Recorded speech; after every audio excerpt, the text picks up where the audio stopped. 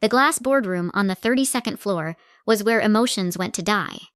That morning, it was colder than usual, not from the air conditioning, but from the way my CEO looked at me, like I was already gone. Grant Holloway didn't ask me to sit.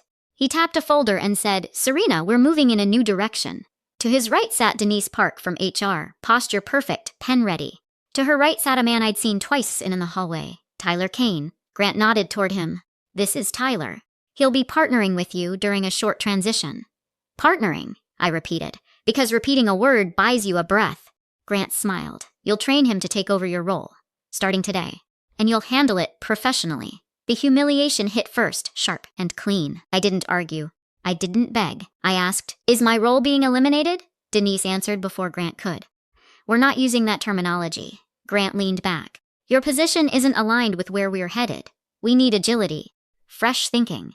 I'd been director of revenue systems and the compliance liaison for Meridian Pay Solutions for 6 years. On paper, my job sounded like back office support. In real life, it was the reason our money moved on time. Denise slid the folder across the table. Inside was a transition plan, dates, tasks, a checklist so neat it pretended my job was simple. My last day was highlighted in pale yellow. 3 business days away. I watched Grant's hands as he spoke. No ring of nerves, no hesitation. He'd rehearsed this. Denise had the calm face of someone who'd done 100 exits. Tyler sat too straight, like he was trying on my chair in his mind. My pulse stayed steady, but my stomach tightened. Not fear, insult. I had built the routing rules that kept client funds from bouncing. I had taken midnight calls when banks changed cutoffs. And the people who benefited most from that work were sitting in front of me acting like it was a clerical task I could hand off with a smile. Tyler gave me a small smile. "I'm excited to learn from you," he said, but his eyes stayed on Grant. I flipped a page. "Severance terms?" Denise kept her voice soft. "Standard package. 2 weeks, contingent on cooperation and a smooth transition." "Cooperation," I said. The word meant do what we want or pay for it. Grant leaned forward, lowering his voice like he was helping me. "Let's be honest, Serena. You're expensive. You're rigid. You don't really fit the culture we're building." There it was. Not performance, culture. I kept my tone level. "Are you documenting this as a layoff or as a performance action?" Denise's pen paused. Grant's smile tightened. "We're documenting it as a transition," Denise said. Grant waved toward Tyler. "He's going to modernize things, simplify. We don't need all the complexity anymore." I almost laughed. Meridian Pay's complexity was the reason our biggest clients didn't wake up to missing funds. I looked at Tyler. "What's your background?" Tyler's grin widened. "Optimization. Streamlining. Automation. I'm big in speed." "Speed, of course." Grant stood. "You have your marching orders." "Denise will handle paperwork. Tyler shadows you." As I gathered the folder, Grant added, almost casually, "Keep this positive. People talk." A threat wrapped in a smile. I stood, smoothed my blazer, and said, "Can I have a copy of everything you're filing internally?" Denise blinked. "We'll provide what we can. What you can," I repeated. "Understood." Outside, Tyler fell into step beside me like he owned the space. So he said, "Cheerful, where do we start?" "We start," I said, "with what keeps cash moving." Tyler chuckled. "Right. The basics." When we reached my floor, the office looked normal. Phones ringing, coffee brewing, people laughing. Normal makes betrayal feel even sharper. I sat down and set the transition plan on my desk like it was something dirty. Then I opened a folder on my computer I hadn't touched in months, not because I was paranoid, but because I was prepared. Risk memos, email threads, audit notes. And one message I'd sent to Grant 2 weeks earlier that he never answered. A warning about settlement pressure and a client migration that would blow up if rushed. I stared at the subject line and felt my mouth go dry. They didn't just fire me, they ignored me. And now they thought 3 days of training could replace years of quiet control. I clicked the email open and whispered, "You have no idea what you just triggered." Back at my desk, the office sounded the way it always did. Keyboards tapping, a printer coughing, someone laughing near the kitchen. Normal noise made the meeting upstairs feel unreal. Tyler hovered at the edge of my cubicle like a new intern, except he wore a fresh suit and the confidence of a man who'd been promised my seat.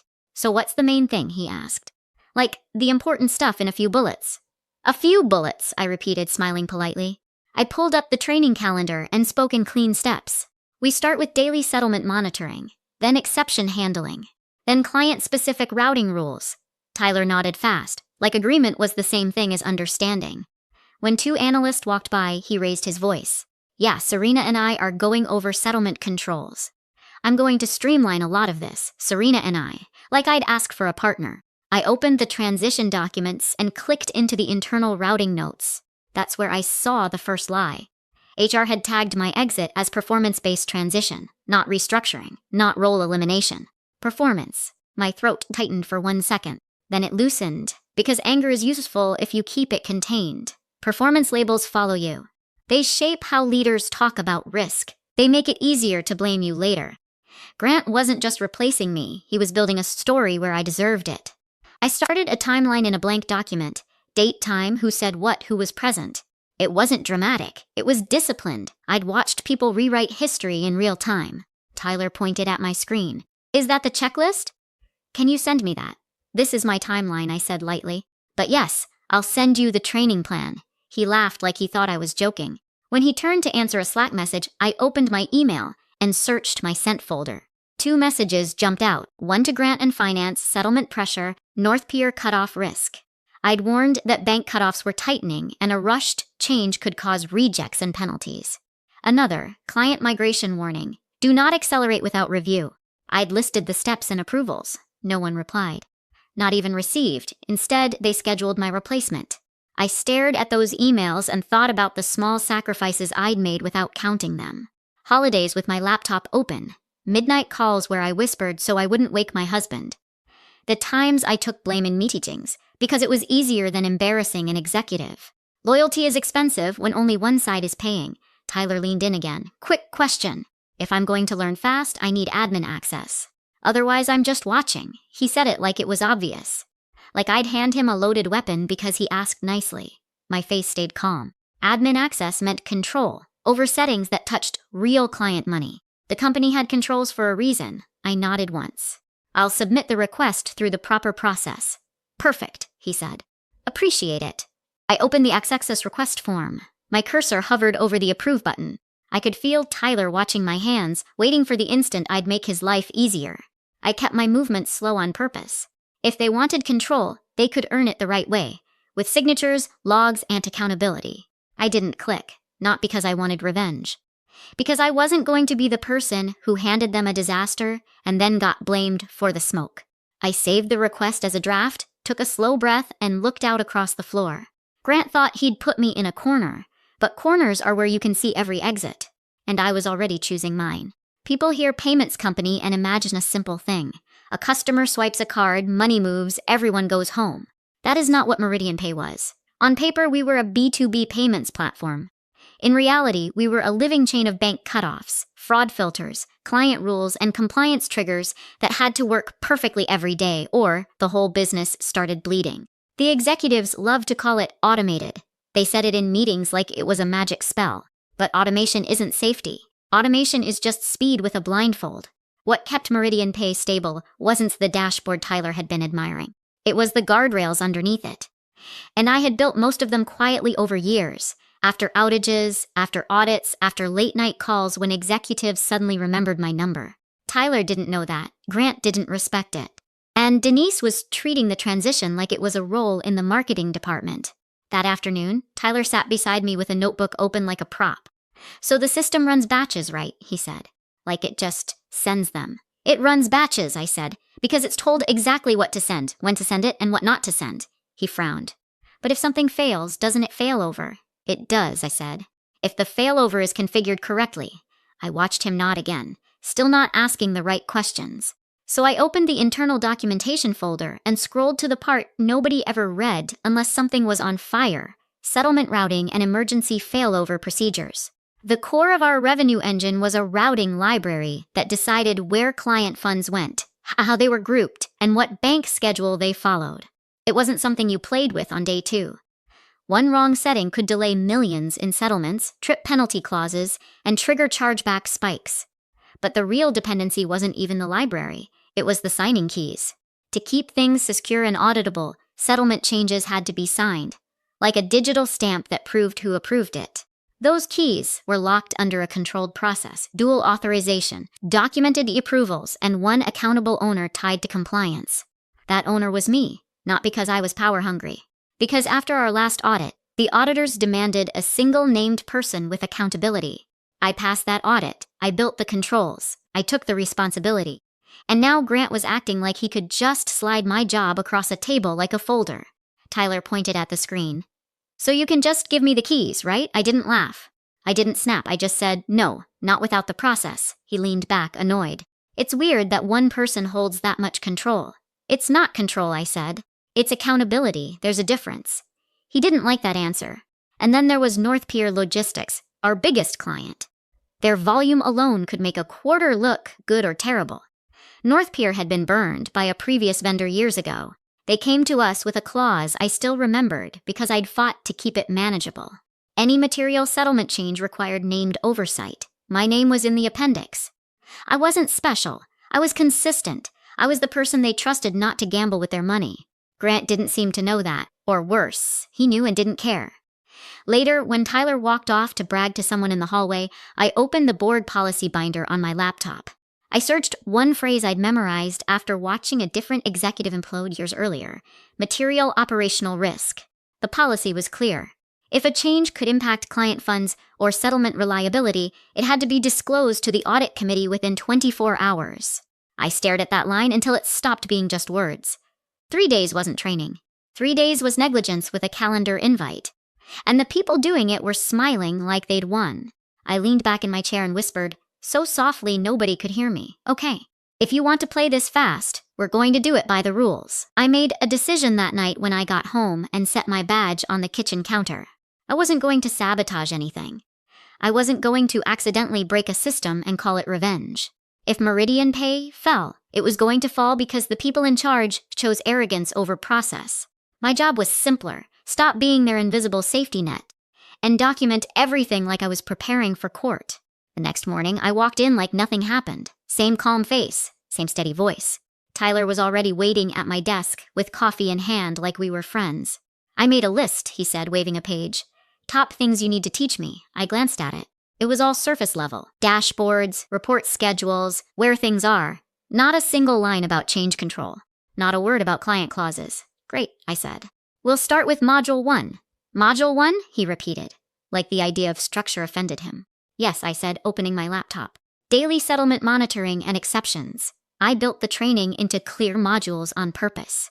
After each one, I sent a recap email, not a long email, not emotional, just facts. Today, we reviewed settlement monitoring, exception categories, and escalation paths. Tyler observed the process and asked for admin access. Tyler has not yet completed checklist verification. I copied Denise on every recap with a polite subject line: Transition Update Day 1. Denise responded once with a thumbs-up emoji. That told me everything. By midday, Tyler started skipping steps. We don't need all these checklists, he said, tapping my printed page. It slows things down. It prevents mistakes, I said. He smirked. I'm not going to make mistakes. That afternoon, Grant walked by with 2 directors trailing him like bodyguards. He clapped Tyler on the shoulder in front of my team. This is what we need, Grant announced. Speed, less red tape, more results. I heard the word again. Speed, not safety. When Grant moved on, Tyler lowered his voice. He gets it. This place has been stuck. I kept my expression neutral. If you want speed, I said, you need discipline first. He rolled his eyes. So I asked for the formal risk review meeting. I emailed finance and compliance, short and clean. Given the transition timeline, I recommend a risk review to confirm settlement controls, client clauses, and approval authority. Denise replied in one line, not necessary during transition. No explanation. No alternative. Just a shutdown. I archived it immediately. Then I drafted a single-page risk memo in plain English. No jargon, no drama. North Pier clause, named oversight required for settlement changes.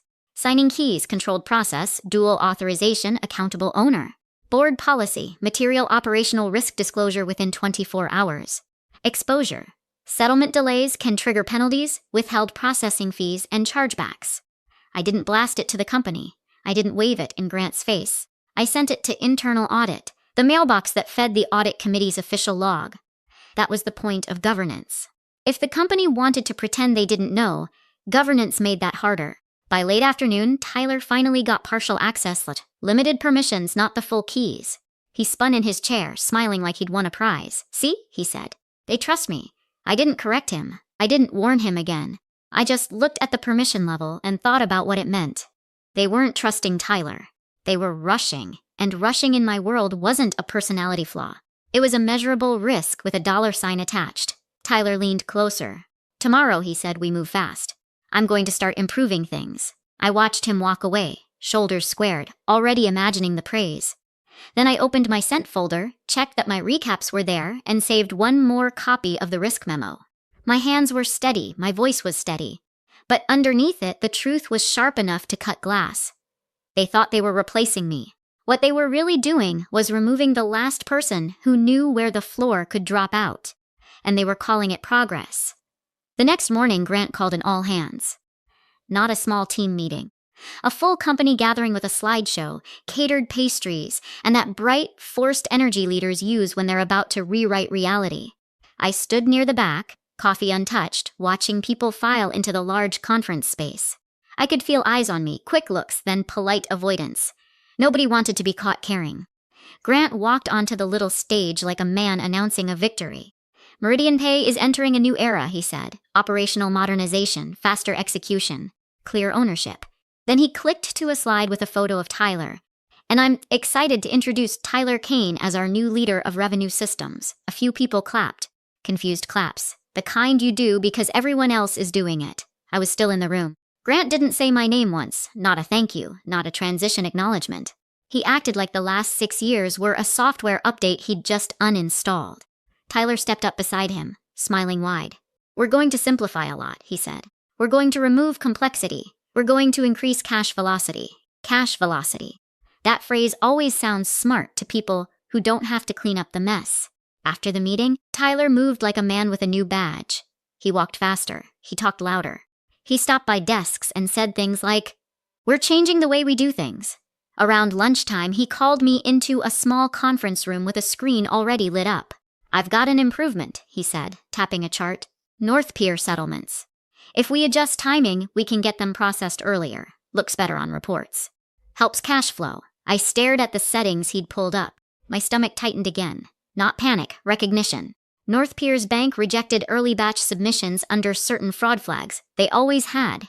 We'd built the schedule around it after painful trial and error. And more than that, North Pier had the named oversight clause. Any material change required notice and controlled approvals.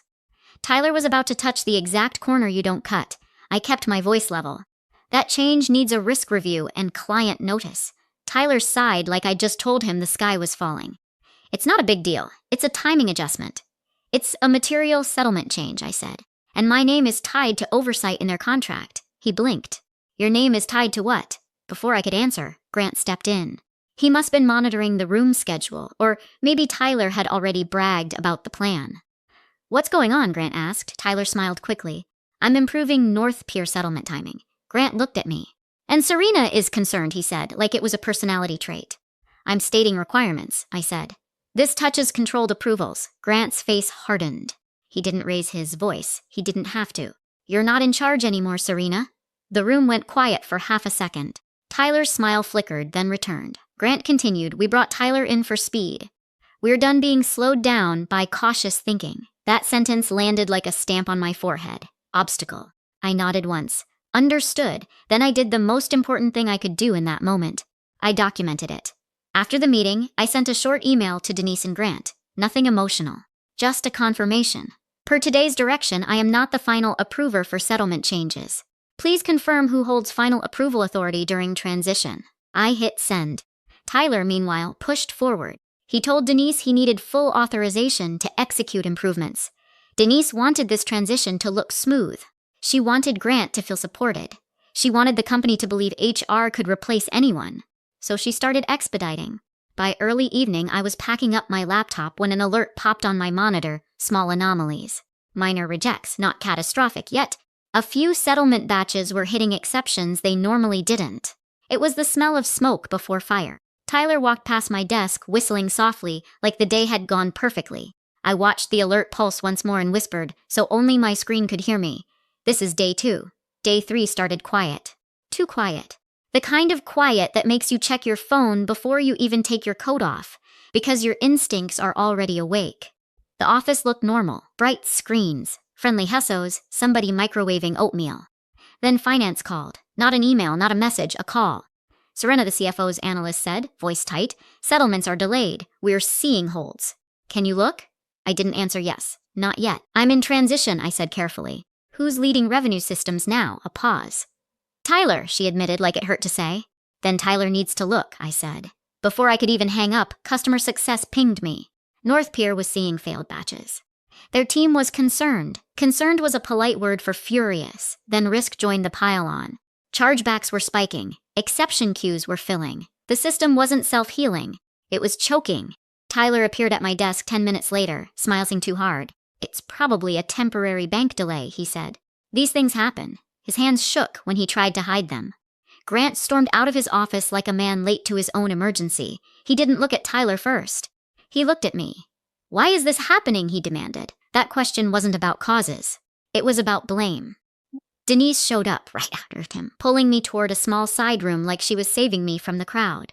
Serena, she said softly, we need you to jump in just to stabilize things. You know how. There it was. Fix it quietly. Save the company. Let them keep their story. I sat down in the side room and folded my hands. Calm is a weapon when everyone else is panicking. I can help, I said, under the compliance process. Grant frowned. We don't have time for process. We don't have a choice, I said. This involves client funds. We need emergency change control, documented approvals, and disclosure to the audit committee. Denise's face tightened. She knew exactly why that mattered. Disclosure creates a record. Records create consequences. Grant leaned forward, voice low. Stop being difficult. Be a team player. I looked him in the eye. A team player doesn't hide operational risk. A team player protects the company. His jaw worked like he wanted to say something harsher, but Denise was in the room, and even he knew there were limits. Outside the glass, I could see Tyler pacing, pretending to be busy while his confidence leaked out of him. I pulled up my email and clicked the message I'd sent after yesterday's meeting, the one where I stated I was not final approver. Then I clicked the risk memo I'd routed to internal audit. Then I opened the training recaps I'd copied Denise on. I didn't wave them like trophies. I simply laid out the reality. If you want me to stabilize, I said, I need authority in writing, scope access, and documented approval. Otherwise, you're asking me to take responsibility without control. Denise swallowed. We can do that later. No, I said.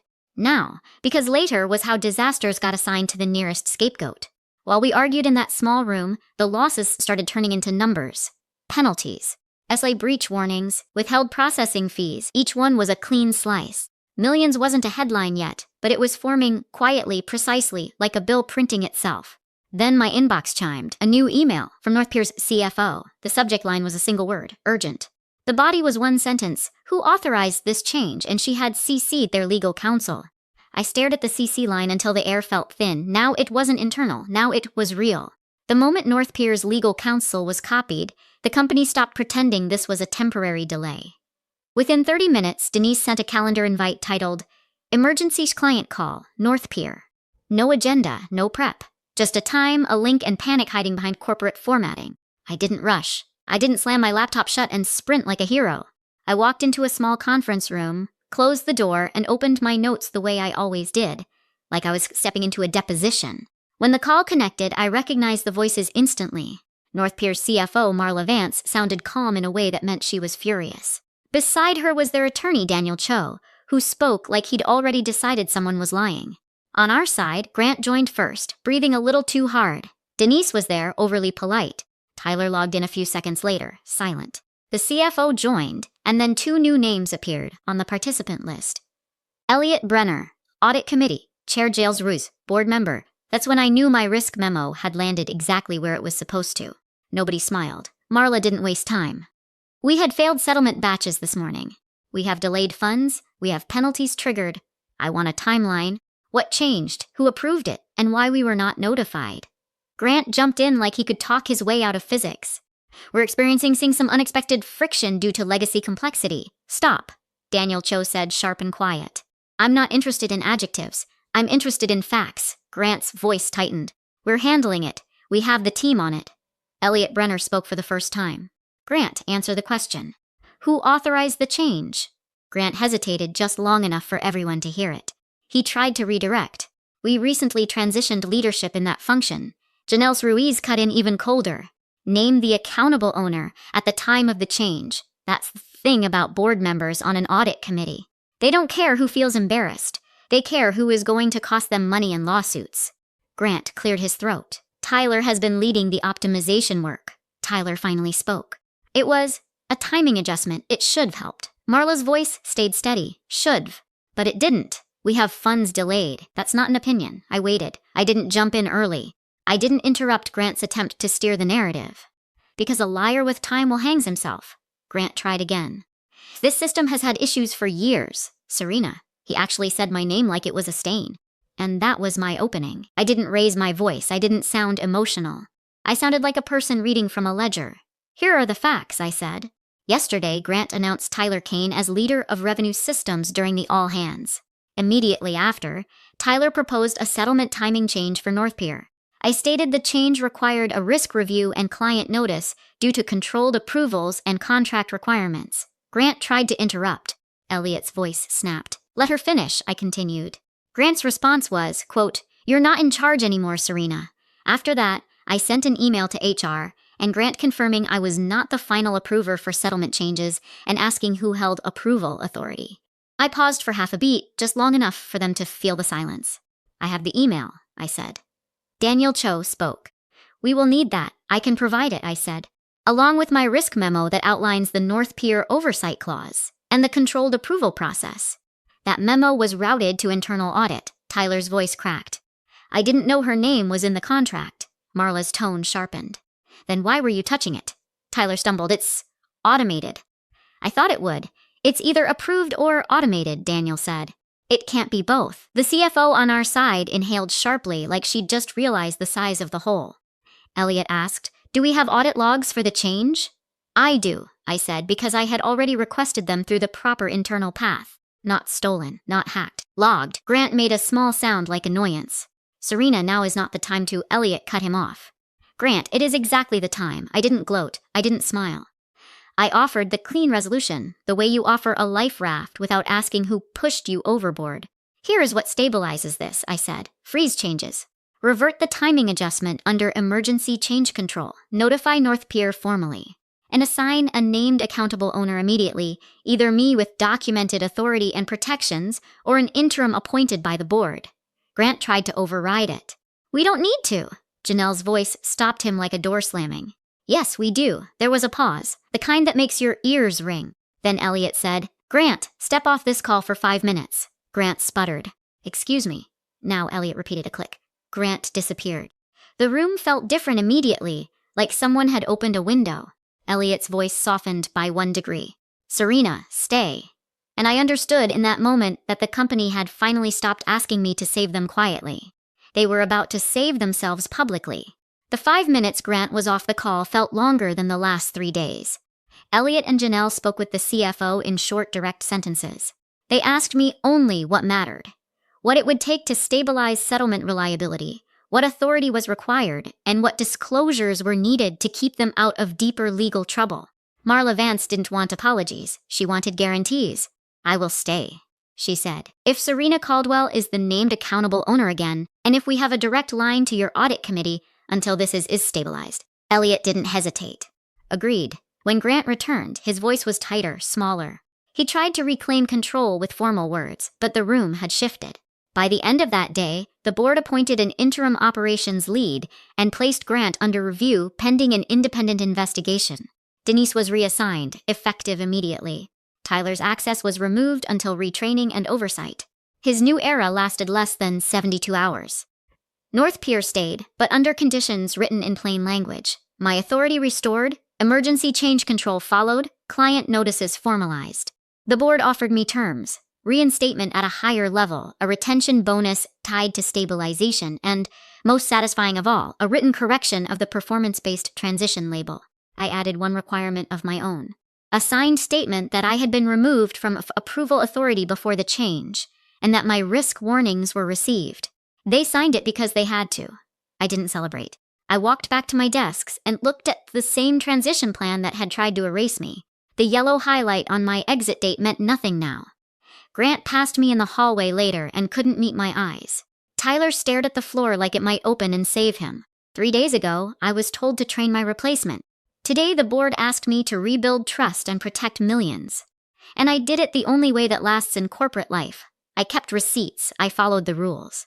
and I refused to be the fall guy.